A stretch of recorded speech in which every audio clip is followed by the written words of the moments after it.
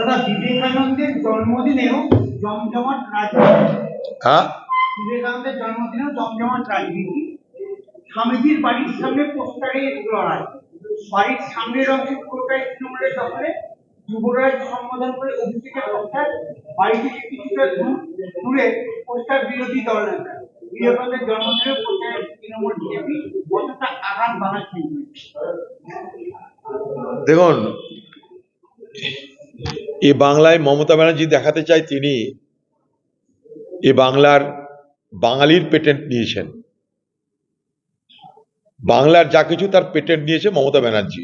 অর্থাৎ মমতা ব্যানার্জি মানেই বাংলার পরিচয়, আর বাংলা মানেই মমতা ব্যানার্জি। স্বাভাবিকভাবেই বিবেকানন্দকে সামনে রেখে, কখনো রবীন্দ্রনাথ ঠাকুরকে সামনে রেখে, ঈশ্বরচন্দ্রকে সামনে রেখে, কখনো নজরুল ইসলামকে সামনে রেখে এ বাংলায় মমতা ব্যানার্জি চাইছে সাম্প্রদায়িক শক্তি বিজেপির মোকাবেলা করতে। বলতে চাইছে যে হিন্দুত্ব নয়, বাঙালিত্বকে মর্যাদা দাও। তার জন্য কিছু অনুষ্ঠান লাগে, সেই অনুষ্ঠানের একটা হচ্ছে স্বামী বিবেকানন্দজি। পাশাপাশি বিজেপি তারা আবার স্বামী বিবেকানন্দকেই, যেহেতু গেরুয়া বসন পড়ে আছে, অতএব হিন্দুদের প্রতীক। এই বাংলার রাজনীতিতে মানুষের কথা নিয়ে আলোচনা হচ্ছে না। স্বামী বিবেকানন্দ মানুষের সেবার কথা বলেছেন। এ বাংলায় মমতা ব্যানার্জি চোরদের সেবা করছেন, দুষ্কৃতিকারীদের সেবা করছেন। আর.জি. কর কাণ্ডের ঘটনায় প্রতিবাদ করা যখন দরকার ছিল, সেই নিগৃহীতা, নিপীড়িতা, ধর্ষিতা এবং সেই সঙ্গে হত্যা হয়ে যাওয়া যে মহিলা, এবং সেই সঙ্গে সঙ্গে সারা বাংলা জুড়ে মা বোনদের যে দুরবস্থা। আজকেই আমি এই সামনে শিবপুর গেছিলাম, 6 বছর 10 মাস 10 দিন একটা বাচ্চা শিশু মারল, হঠাৎ করে তাকে খুঁজে পাওয়া যাচ্ছে না, খুঁজে পাওয়া গেল রেল লাইনের ধারে, সে মৃত। তার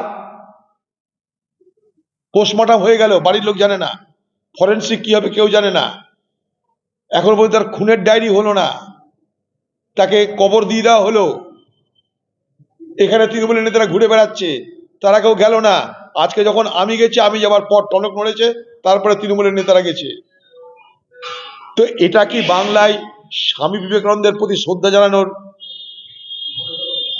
এবং স্বামী বিবেকানন্দের শ্রদ্ধা জানানোর মধ্য দিয়ে আমরা এই বাংলাকে কোথায় নিয়ে গেলাম, তার কি চর্চা হওয়া, আলোচনা উচিত না? যে বাংলা স্বামী বিবেকানন্দের আরাধনা করেছে,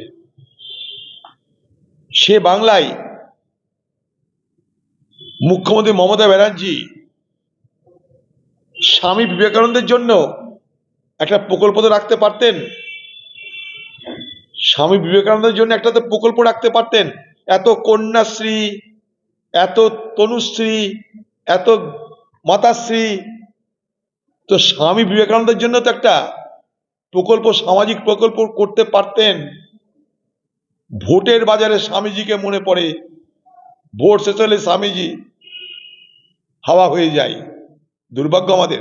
ঠিক একইভাবে আজকে ভারতবর্ষের ক্ষমতায় যারা, বিজেপি পার্টি, সোমনাথ মন্দির দর্শন করতে গিয়ে সেখানেও কংগ্রেসে গালিগালাজ দেওয়া হয়।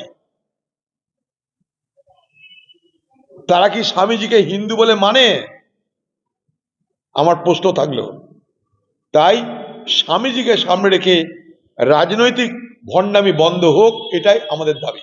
স্বামীজিকে সামনে রেখে, স্বামীজিকে ব্যবহার করে রাজনৈতিক ভণ্ডামি এবং সেই সঙ্গে সঙ্গে নির্বাচনের ফসল তোলার প্রচেষ্টা বন্ধ হোক এ বাংলায়।